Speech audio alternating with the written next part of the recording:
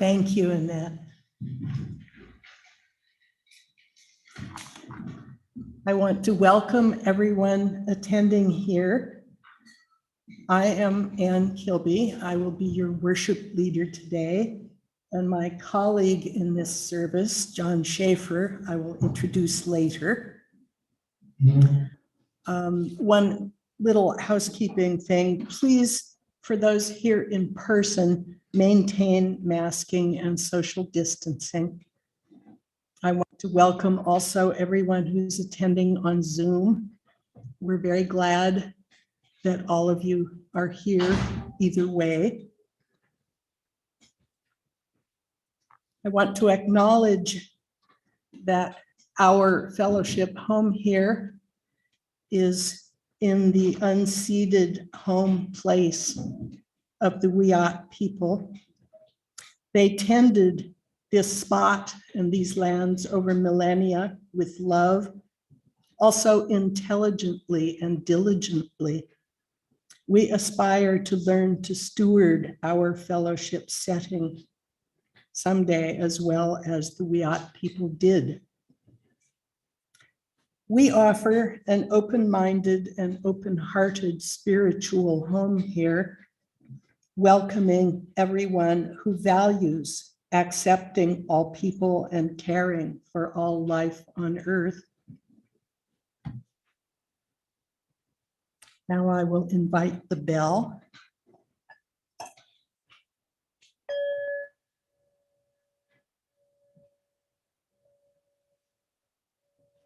In order to continue from being a gathering to being a fellowship holding a sacred service, we open sacred space. Today we do so by first settling and focusing, as we did with Annette's beautiful music, then by lighting our chalice.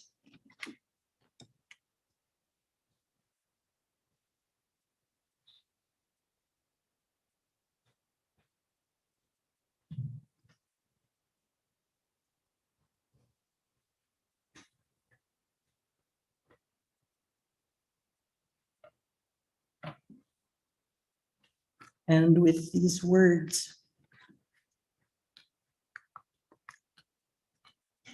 I am truth beyond reason.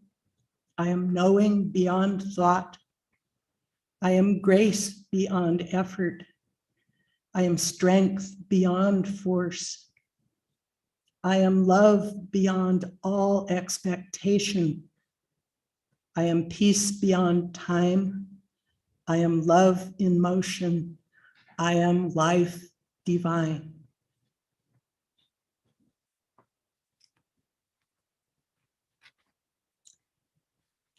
And the last part, which is the most important, is now, by each lending our attention and companionship to us all as we journey through our service, we maintain our sacred focus.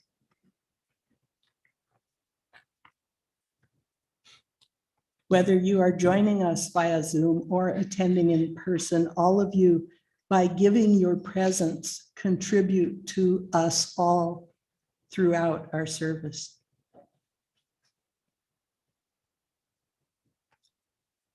Next, we enjoy each week renewing our fellowship's aspiration together out loud. You will find it printed in your order of service. May love be the spirit of this fellowship. May the quest for truth be its sacrament and service be its prayer. To dwell together in peace, to seek knowledge in freedom, and to help one another in fellowship. This is our aspiration.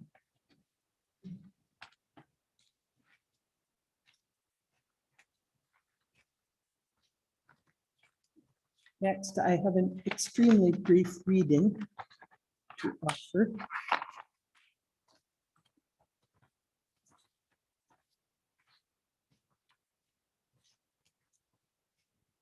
It's not really a reading It's just a comment which they say in what used to be called Asia Minor in India and all of that cultural area. Sarva Mangalam. May all be auspicious.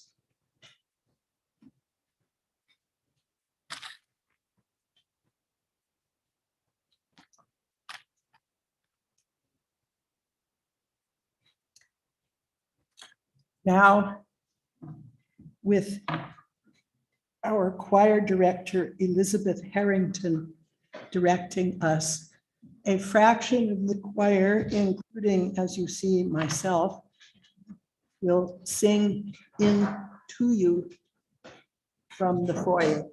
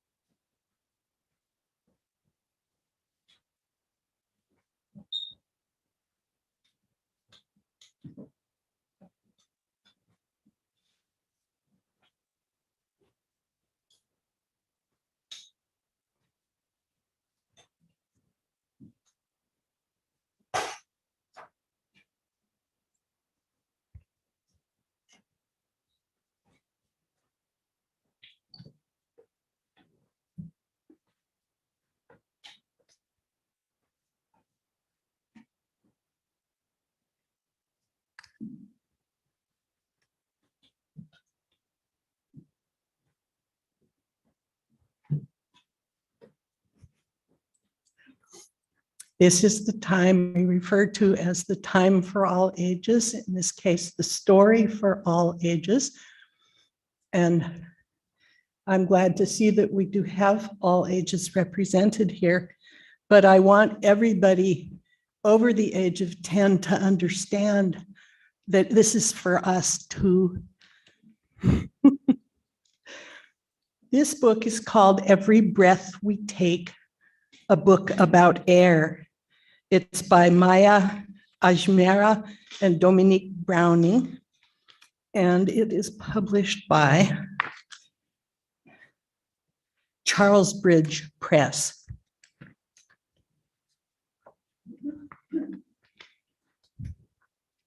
It's mostly good pictures, but there's a beginning here, a couple of paragraphs. If I told you that everybody in the world shares one invisible thing that keeps us all alive, would you believe me? If I told you that that thing is inside of us and outside of us at the same time, would you think I was crazy? Maybe. Or maybe you would know that I was talking about air.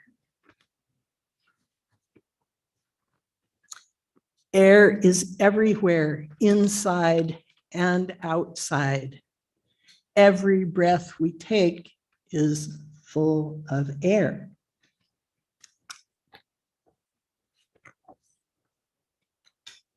Every single person on earth, no matter where he comes from or what she looks like, needs clean air. Air keeps us alive.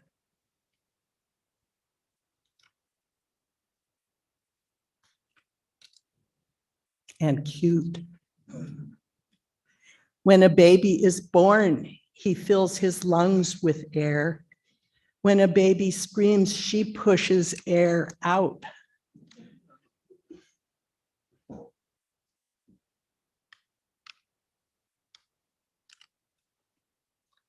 You can feel air going into your lungs too. They are like balloons. You can hug yourself and feel the air moving in and out. Every creature, big or small, needs clean air. Elephants, grasshoppers, dogs, turtles, and monkeys all need clean air.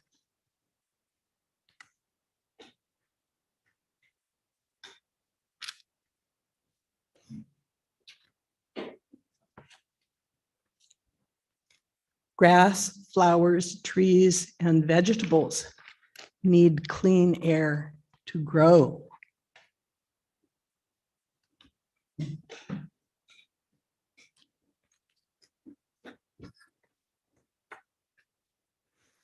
Clean air is invisible, but you know it's there.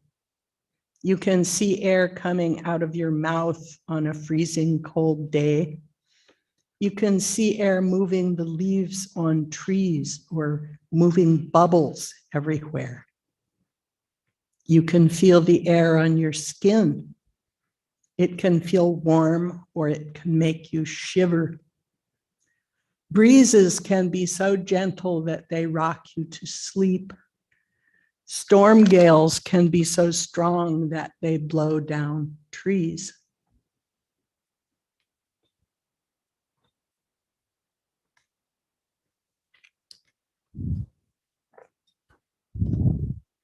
Wind is moving air. Butterflies, dragonflies, birds, and airplanes ride on the wind. So do hot air balloons and dandelion puffs. Kisses fly on the wind when you blow them to someone you love.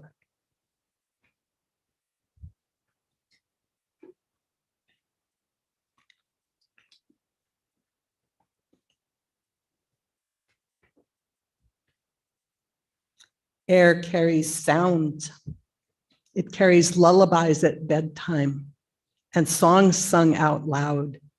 It carries the sound of birds chirping and of thunder rumbling when it rains.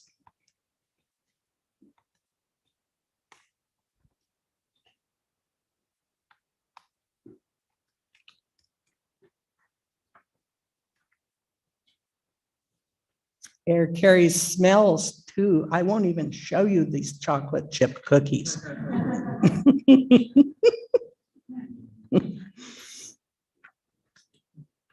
Dirty air can make us sick. Sometimes it can be hard to breathe. We have rules about air pollution, and dirty air can be cleaned up. There are many ways to keep our air clean. We can turn on the lights and heat our homes with clean energy from wind or the sun. We can drive cars that don't pollute and ride bikes more often, and we can always walk. Every breath we take should be full of clean air. Clean air is like love.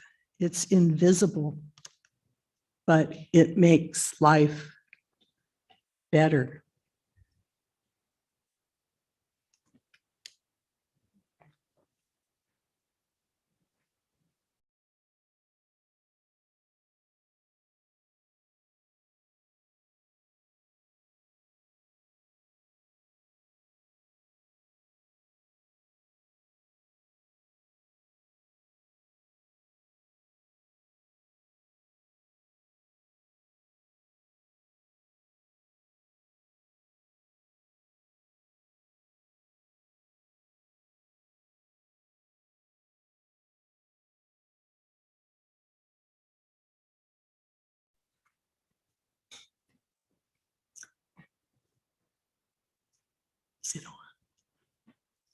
Now, while Annette plays for us our song, our traditional song, Go Now in Peace, we will hum the children out now to go to Ari.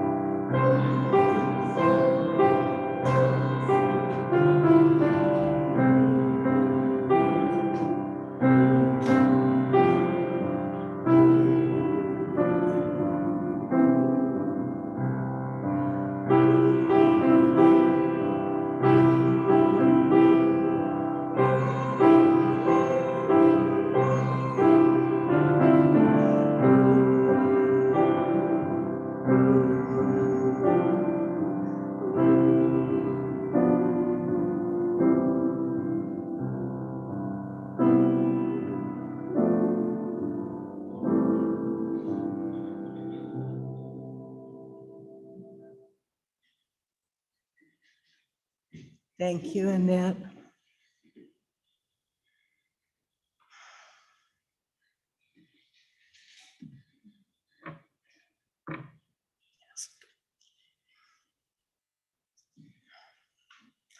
We intend that every person who joins us for service feels recognized and held among us. And one way we create this is by honoring any joys or concerns we carry in our hearts. If you wish to share, you may come forward and take a pebble or several from the bowl on the windowsill. Then step to this microphone, lower your mask, tell us your name, and briefly share your personal joy or concern. Then drop your pebble or pebbles into the water in the bowl there. The ripples demonstrate how our caring and prayers move out from us into the world to touch others. Please keep in mind, this is not a time for announcements, but a chance to share from your heart and be held lovingly among us. You may choose to drop one or more pebbles without speaking, just taking a few moments with your thoughts or prayers. Once again, take one or more pebbles, share orally if you wish, then drop your pebble or pebbles in the bowl. After we've finished in person here, Scarlett will share the joys and concerns from the Zoom audience.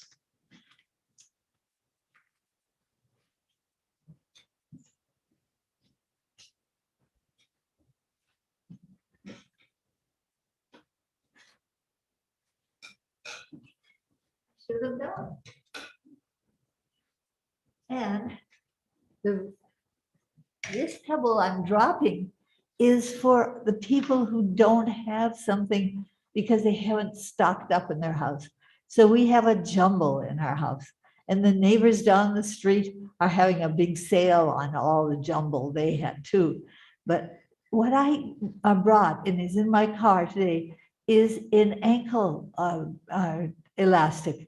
And it's free and it's nice and clean. There's 2 of them. And I bring something each time for people who don't have it.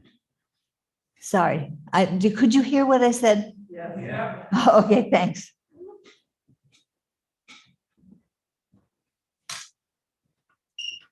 I'm Debbie, and this is wishing Pat McCutcheon a happy birthday, 75.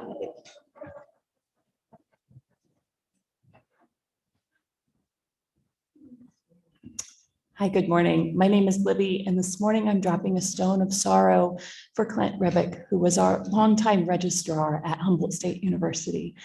He passed about a week and a half ago to esophageal cancer. It was a surprise to most of us in the community. If you knew Clint, he was a person who spread joy and love in every interaction, and he was a fierce advocate for students. He will be so very missed.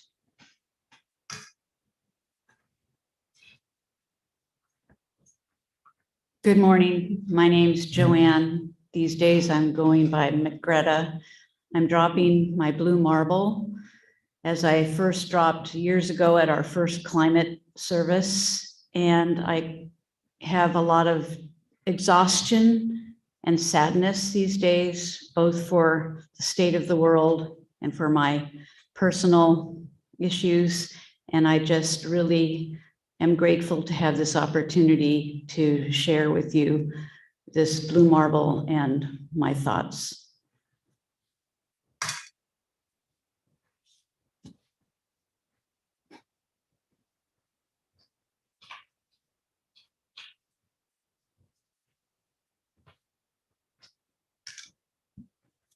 Hello, I'm Chip, and I drop a pebble of gratitude for Laura Bussey to helping us to display our banners, the Black Lives Matter banner and the new climate action banner representing HUUF. This is a pebble for people who've been paying close attention to what happened in Glasgow. So it's for those people very disappointed by what happened, and for those people who are feeling very hopeful about where this may lead us.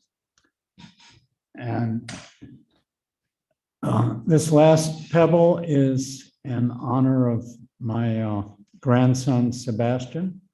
Sebastian was diagnosed with cystic fibrosis when he was an infant, and he is now 31, soon be 32. Just a few years ago, he designed a sweatshirt with the Cystic Fibrosis Foundation rose logo from the child who couldn't pronounce cystic fibrosis or heard it differently and reported, I have 65 roses.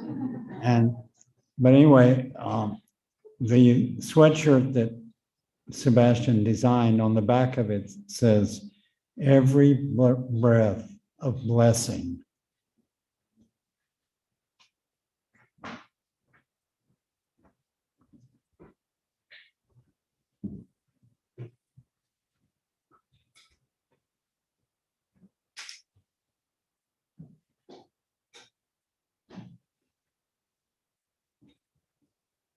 I just want to drop this pebble of appreciation.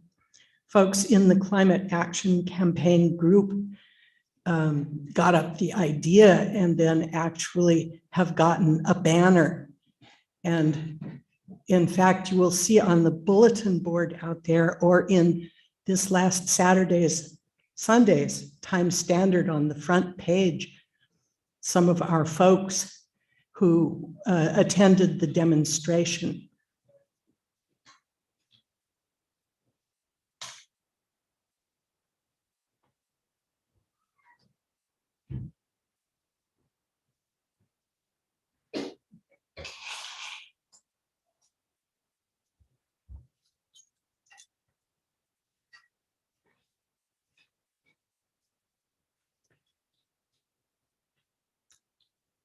Hi, I'm Scarlett Tripsmith. I am the technical coordinator here at HUUF, and I will be sharing the Zoom joys and sorrows for you all here.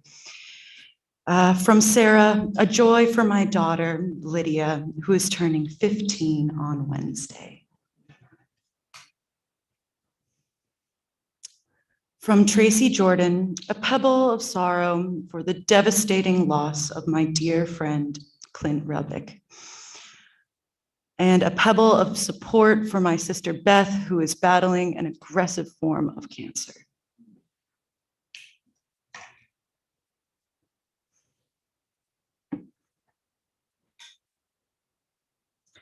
From Kathy, my concern is for my 15-and-a-half-year-old kitty cat, Luna, who has been diagnosed with cancer and has started to fade. My joy is for my son, whose 3rd birthday was yesterday. All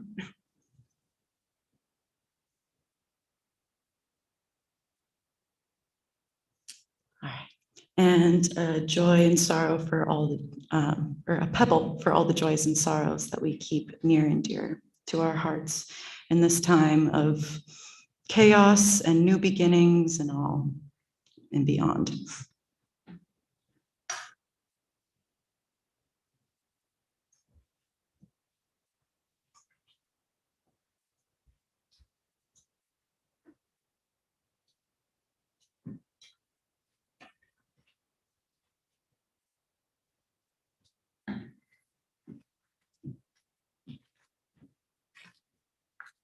Now I'd like to introduce, for those who don't already know, John Schaefer, very active Climate Action Campaign member and longtime fellowship member, who is going to make our presentation.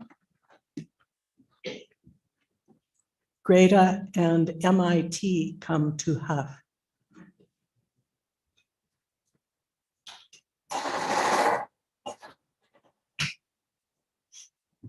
Good morning, fellow keepers of the earth. I am glad to see such a lovely crowd this morning after what's been a questionable 2 weeks in Glasgow.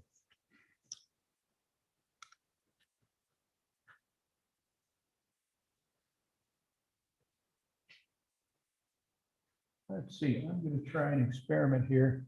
Since Scarlett's out of the room, I am just going to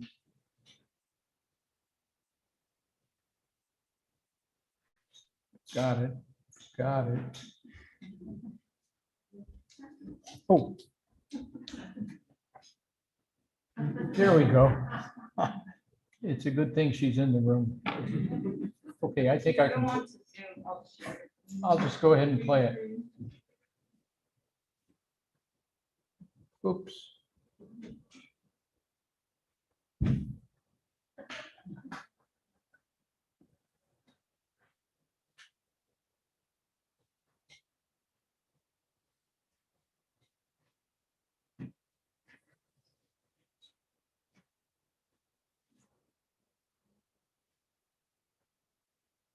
You want to try it? It will come to us young people.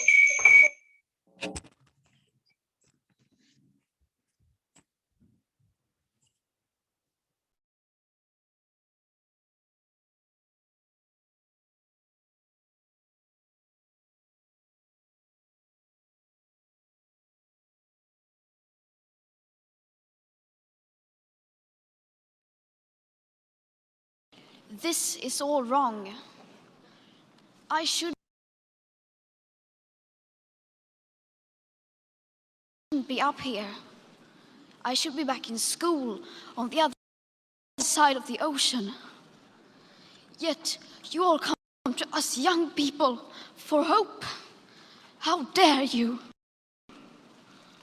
You have stolen my dreams and my childhood with your empty words, and yet I'm one of the lucky ones.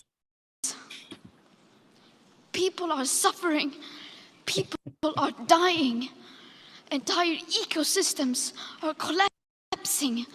We are in the beginning of a mass extinction, and all you can talk about is money and fairy tales of eternal economic growth. How dare you?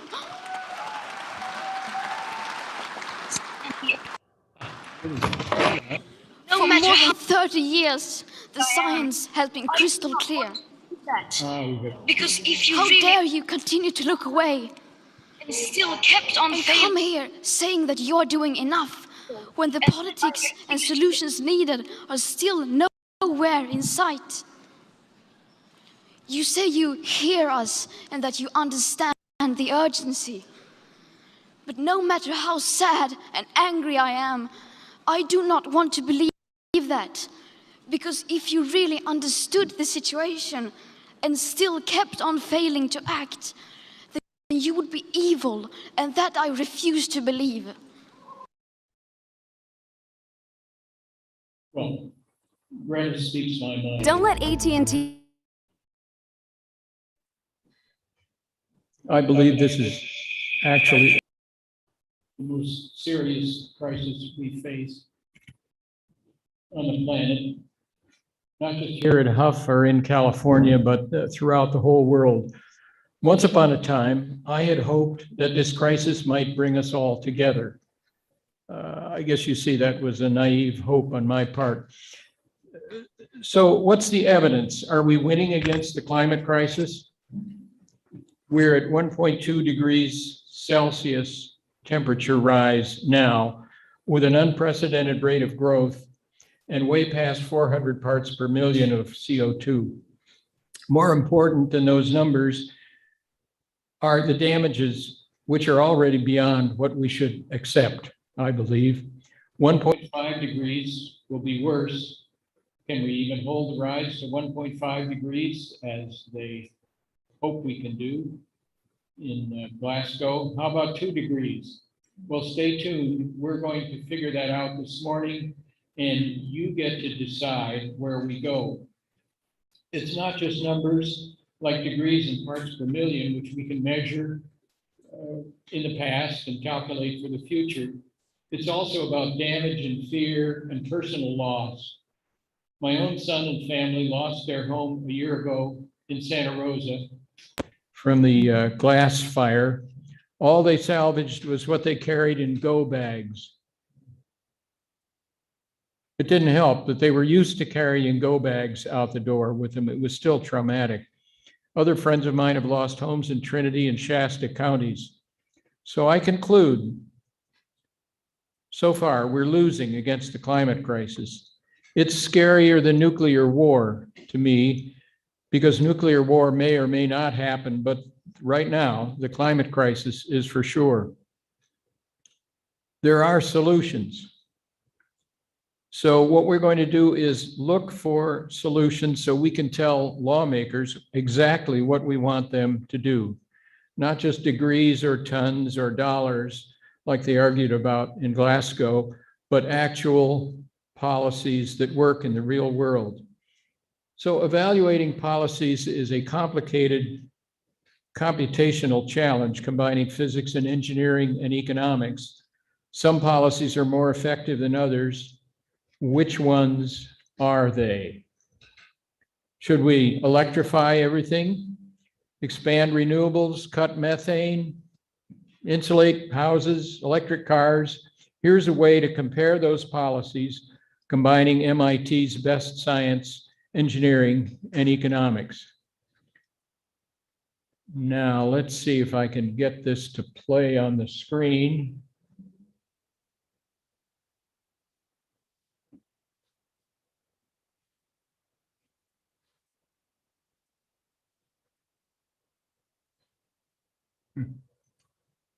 Maybe not. Here we go.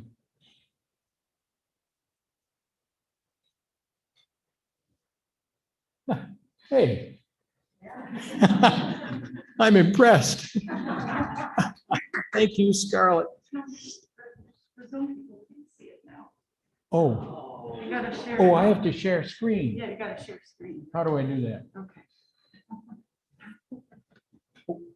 Yep. And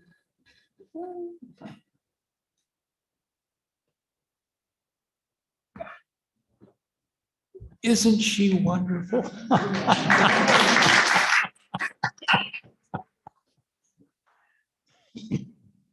All right, this is a kind of a complicated screen, so let me break it down into pieces. In the upper right-hand corner, well, the upper right-hand corner is up there. What we see is a result of the policies that are in place now for a business as usual scenario. What I'm going to try to do is display some different outputs. This is greenhouse gas net emissions, not very meaningful. We can't see that in the air being invisible. So let's see if I can pull up something more useful. Yep.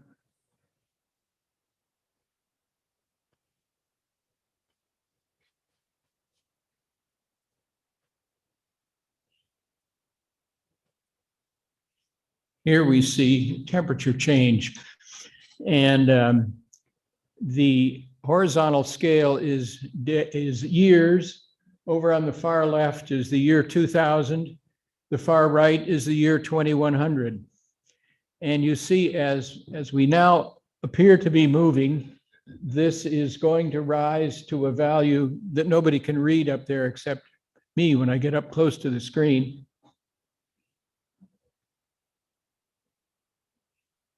Right now, we're at 1.2 degrees. If we keep going,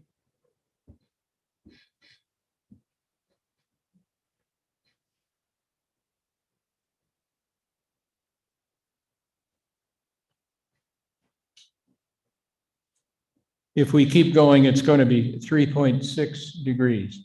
The temperature rise will be 3 times greater than what we're seeing now. What we're seeing now is disaster all over the world. So 3.6 will be considerably worse. So that's the measure of the policies we're about to embark upon. Now take a look in the upper left-hand corner. Up here, you'll see, you folks in the audience can see it. Those of you in Zoom land will have to use your imagination. Upper left-hand corner, you'll see a polychromatic graph of the different sources of energy that we're using in the world. The bottom brown colored stripe shows usage of coal beginning in the year 2000 and out to the year 2100. Red is oil. Moving above that is blue, and that's natural gas. The green is good. What we all want to see more of, that's renewable energy. Now, let's take a look at some of the policies which are down below. Wish I could make that go away. Oh. It's a little bit in the way. All right, we'll have to make do. Down in the lower half of the screen, you'll see there are options that we can choose that may or may not help us escape from this terrible trap. So I'm going to illustrate by cutting down the use of coal.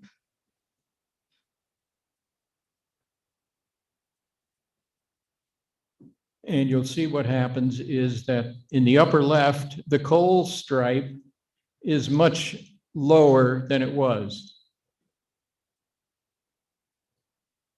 Here's coal, year 2000, year 2100. We hear about energy efficiency. How about let's make buildings and industry energy efficiency more greater? How's that sound? We can do that by sliding this little slider over. And the result of all that is, in terms of temperature rise, is only 3.1 degrees. So we've got lots of other options. And I'm going to ask you, now it's I've been playing with this. I'm going to ask you which of these options you think will be useful. Over on the left, there's energy supply. In the middle, there's efficiency as measured transport and buildings and industry. And this nasty thing here, which I have no idea how to get rid of. Click on the minus sign on the left side of that, it'll go away. All right, this is a group effort. Thank you, thank you. Okay, that's more complete. You'll notice now I have transport here. We can mess with transport. We can mess around with buildings and industry. We can look at population growth, economic growth. We can look at over here on the right at land and industry emissions, even carbon removal from the atmosphere. Okay, dear friends, please offer your suggestions. Can we reduce deforestation? She asks. What a marvelous idea. Thinking about, let's say, the Amazon. And I can do that by sliding this slider over to the left.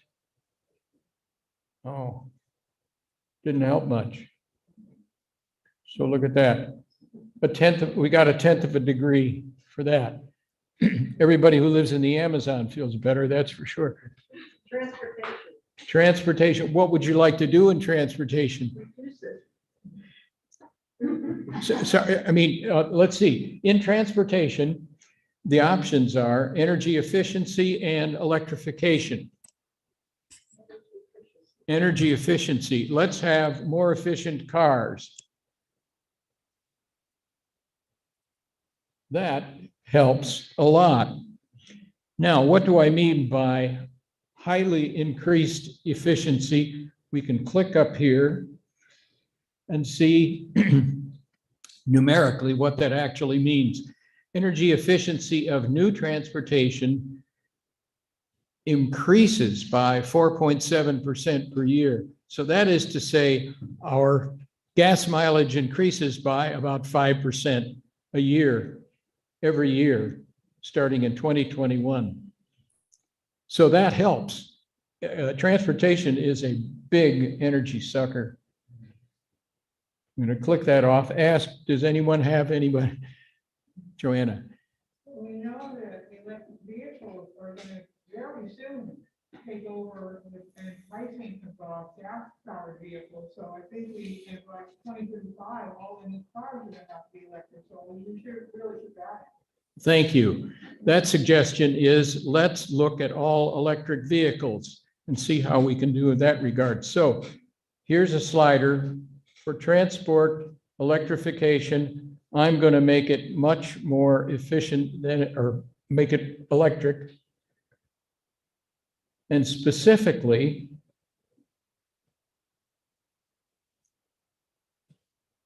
by 2100, 97% of the vehicles will be electric. Well, did it help much? No. Why not? The energy that charges our electric cars has to come from somewhere. Let's look and see where it came from. In the upper left-hand corner, you see that there's still a lot of red, there's still a lot of blue.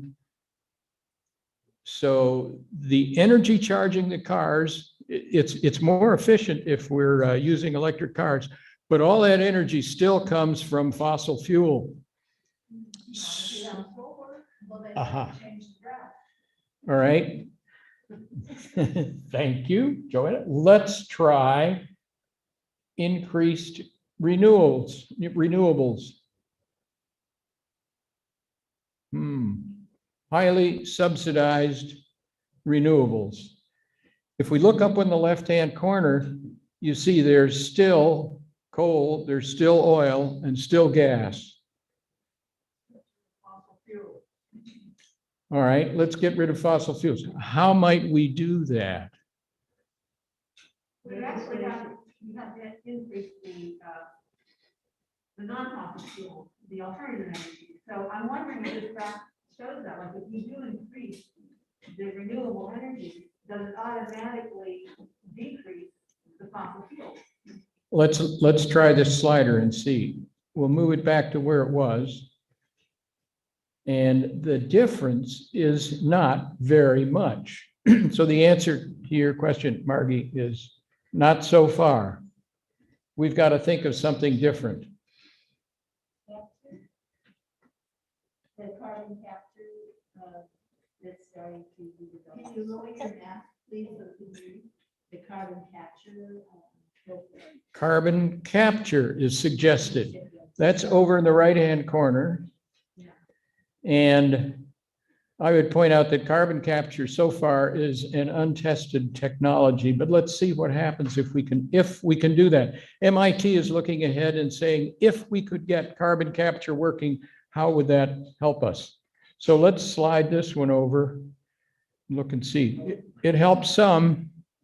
It helps some. And remember, this is pie in the sky, carbon capture. By 2100, they'll figure it out maybe, but so far they haven't. Greenland has some Greenland has some techniques. Iceland does. Iceland does, yeah. They have a particular geological situation there that they can take advantage of. We don't have that here. All right, something I'm going to ask Margie. Yeah. Try carbon pricing. Oh, thank you. Thank you. Let's see what carbon pricing does for us.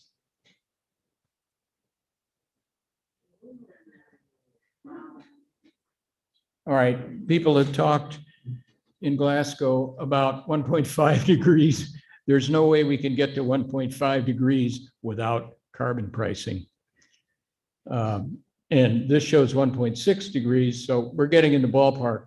You know, tenths of degrees one way or the other probably aren't very important. Colleen. Could you describe carbon pricing for us, Don? All right, I'd be happy to do that. It's almost as if I set this up. The detail of this carbon price, you're looking for good news, but this isn't it. The carbon price that will get us to 1.6 degrees with all those other policies in place is $249 per ton of carbon dioxide.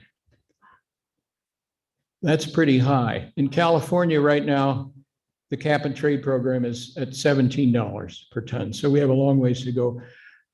$250 per ton is about $21 or $22 per gallon of gasoline. So that's the future we're looking for that might work. And We only have to reduce our emissions by 50% by 2030. So can we put that in? And that is 45% of those emissions are fossil fuels. So if we get rid of fossil fuels, we're almost there. okay. Joanna suggested we need to get rid of fossil fuels, and we need to do it sooner than this graph shows. What you're saying in 2030, this is 2030, and this shows the distribution of energy supply in the year 2030. Still a lot of oil, still a lot of natural gas, still some coal. 8% a year. I can put some sliders over and see what happens. We already have a high carbon price, so that affects the oil, certainly affects the natural gas. It doesn't affect much on the outcome. So the bottom line is that with a carbon price as we've proposed it here, pretty high carbon price, And it's going to be $250 a ton by 2030. This is the best we can do.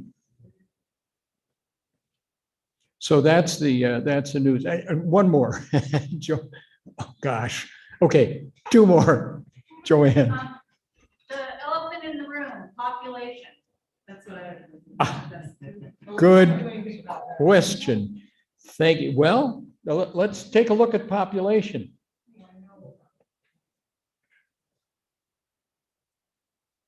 Helps a little. How about economic growth? You know, we're running on economic growth, certainly in the rich world. What would happen if we cut that down? A little bit. So I guess my point, we can't solve the problem now, but we at least now have some idea of the difficulty of making all this stuff happen. And I would point out that it's not one thing or another. It's everything that we have to do. Chip.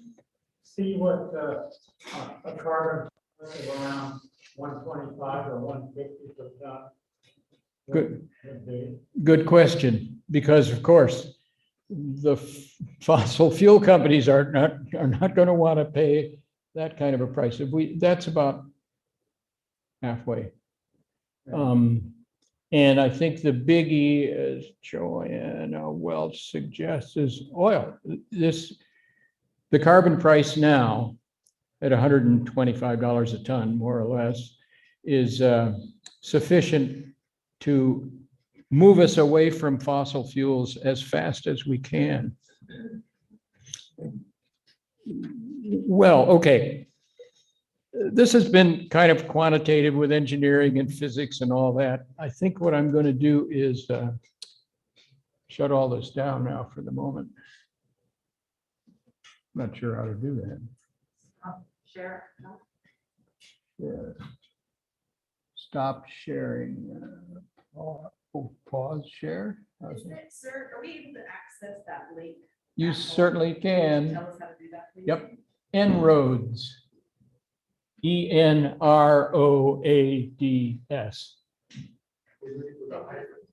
Oh, yeah, or a hyphen. What do you think?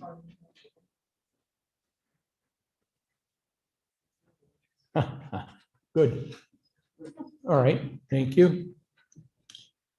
All right, so it really comes down to a question of whether we're willing to pay more for our fuel, a lot more.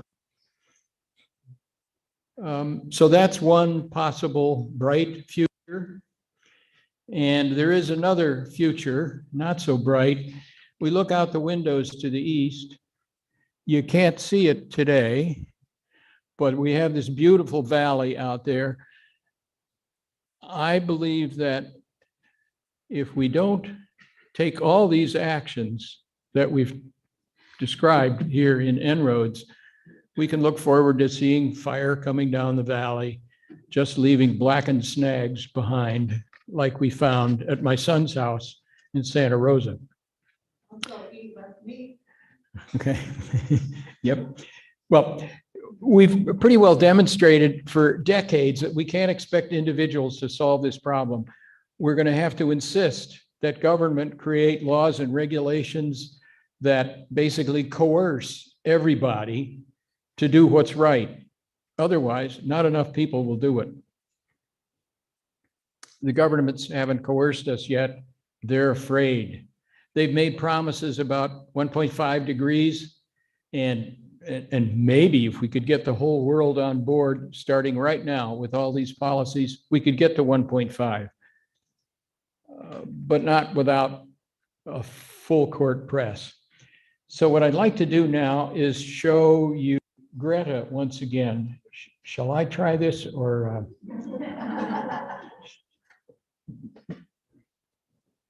Let's see if.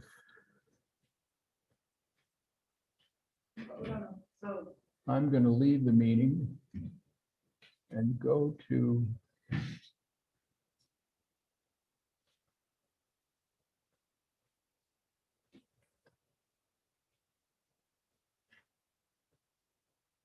Aha. Here she is.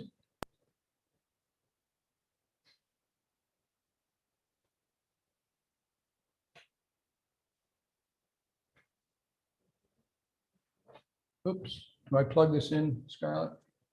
No.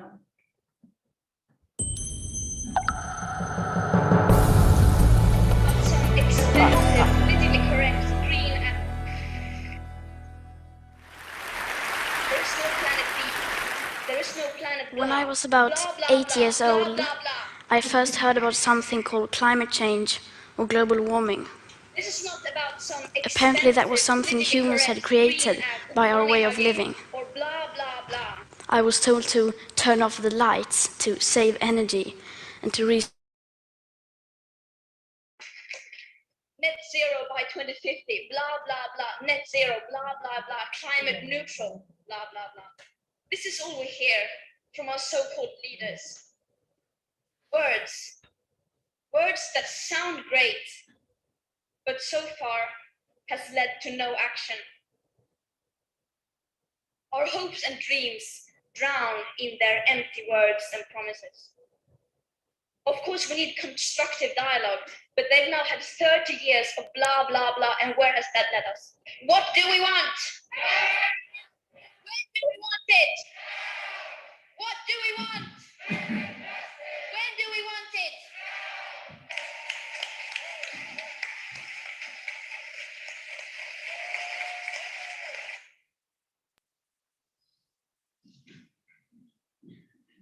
Okay. Two observations now about Greta, bless her heart. First, she doesn't have the answer. Listen to what she said and what she didn't say. She offers no concrete actions or policies, only words. Well, I forgive her for criticizing blah, blah, blah with more blah, blah, blah.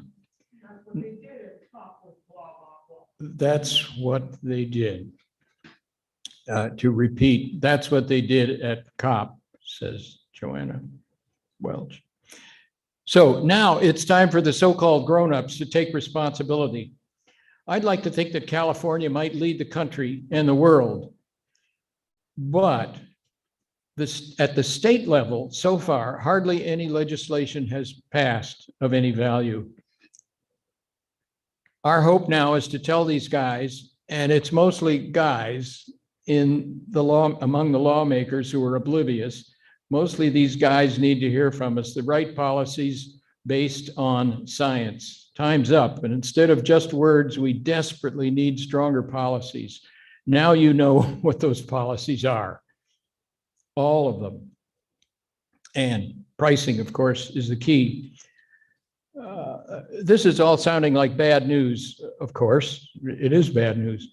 The good news, I think, is that everyone here, even the youngest and even children in this crowd, will survive the climate crisis somehow.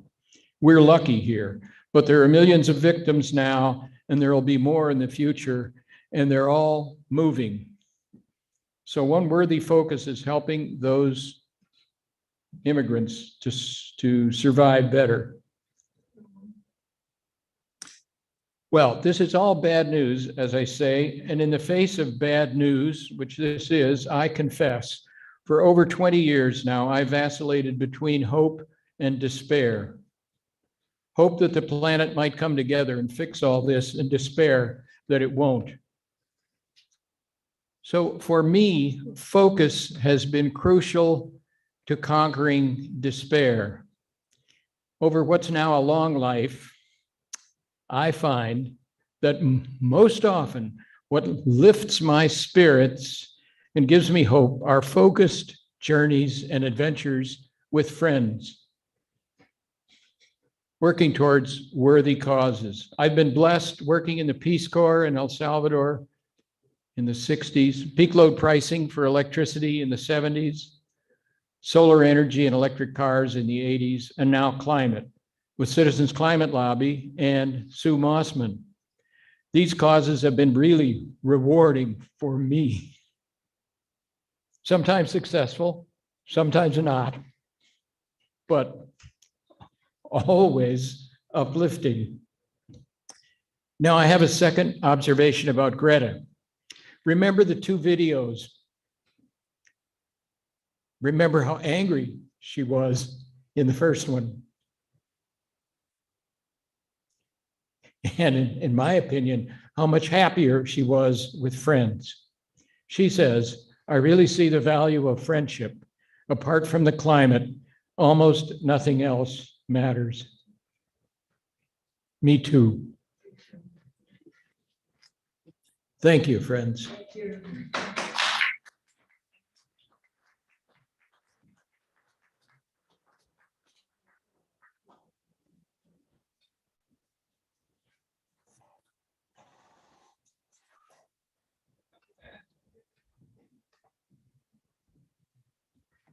Thank you, John, very, very much.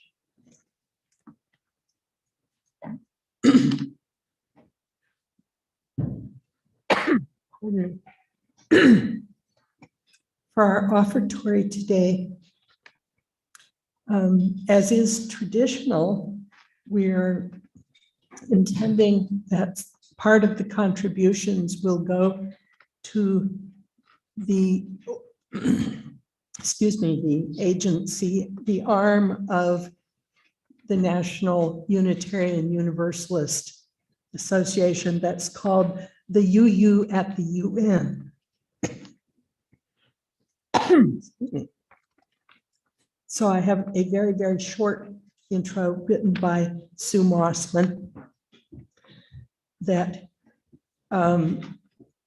essentially every fall all the UU congregations include a collection for the UU at the UN.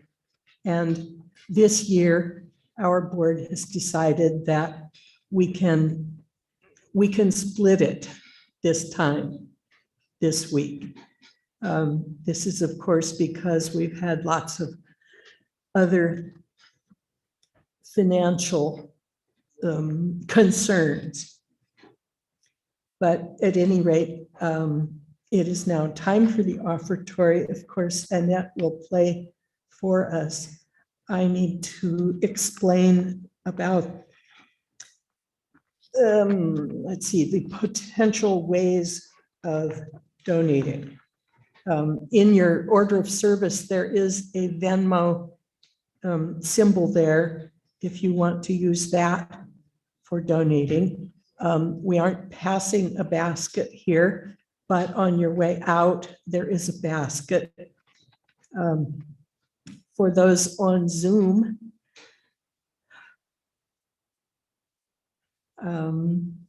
Pat, refresh my memory. There's a slide. Oh, thank you, thank you. I get stage fright sometimes.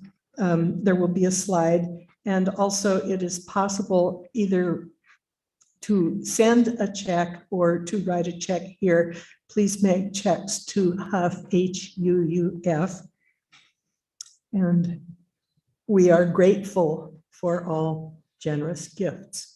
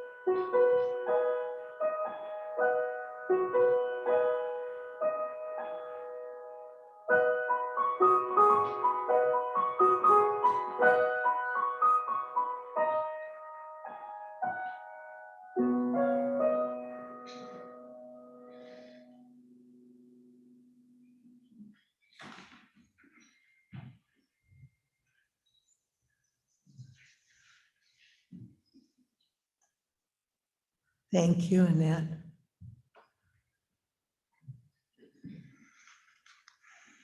And now we have a solo sung by Elisabeth Harrington to further energize us. I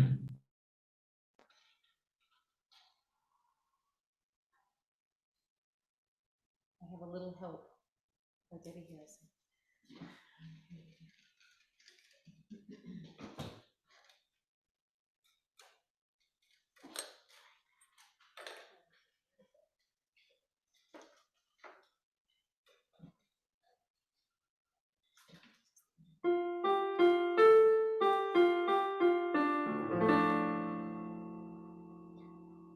You got to do when the Spirit says do.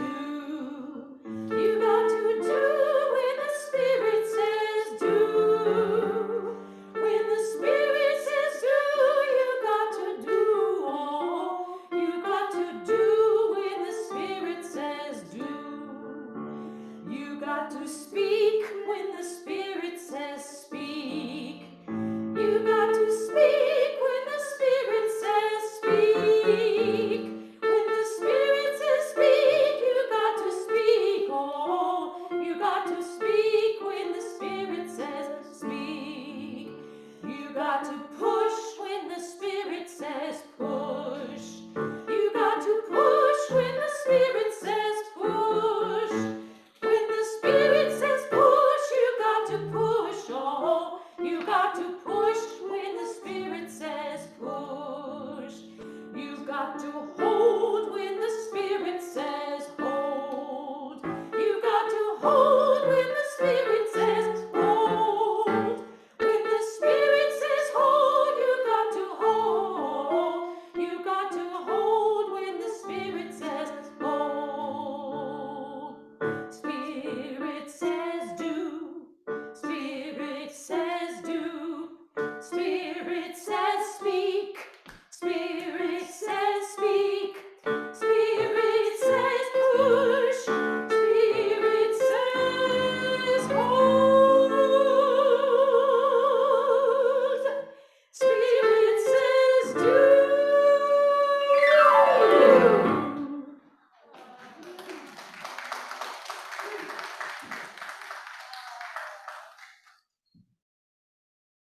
Very much. Debbie Harrison and Elisabeth Harrington.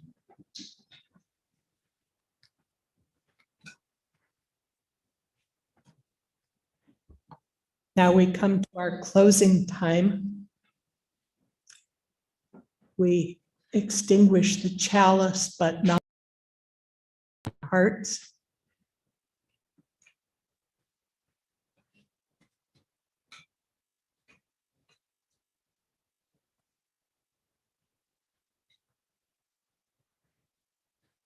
With these words, O thou scatterer of ignorance and darkness, grant strength to each and all. May all beings regard us each with the eye of a friend, and each of us all beings. With the eye of a friend, may every being regard all others. Grant what we need each day in bread and insight. I want to thank you all for attending this service. I know it's run over a bit in time. It reflects, I think, that our hearts are full with especially this subject. Please come again. Please note that as we maintain social distancing, reserving a spot will be essential for seating in person. You can sign up by going to our website, HUUF.org, or you can phone our office and our administrator, Bridget Garuti, will help you be placed on the list. Our traditions now include our closing song, which is Go From Here in Peace, Go in Love.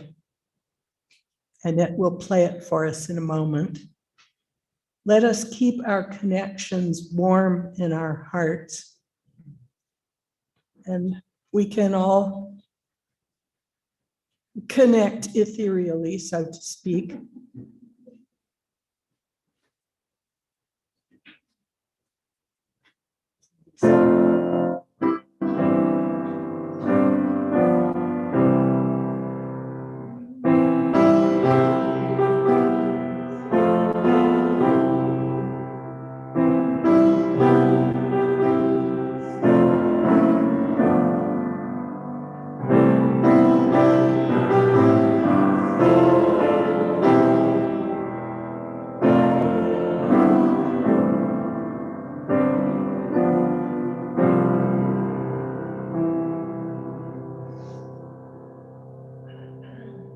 Shalom, assalamu alaikum, amen. Blessed be, ase, aho, namaste.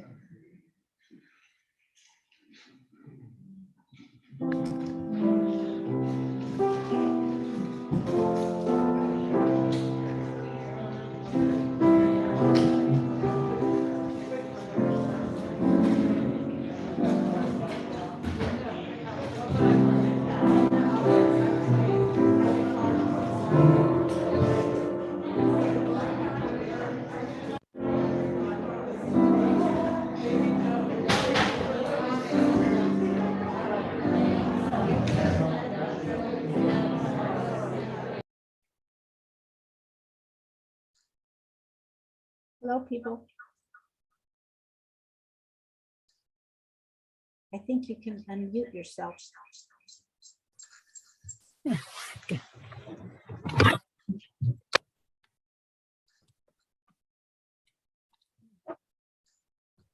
have an announcement from Sue Mossman. Sue's internet is out, so there won't be a CAC meeting.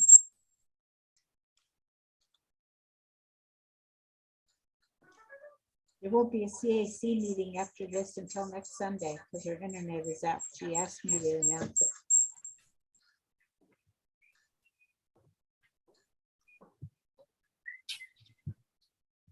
I think you have to unmute yourself.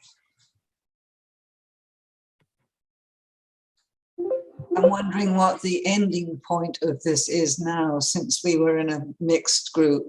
Does Charlotte switch us off pretty soon? Because it's just us Zoom group, which is wonderful, but I know there's an attempt not to go too late, so I just raised that. Joanne, you're on mute. Huffman? Joanne, you're on mute.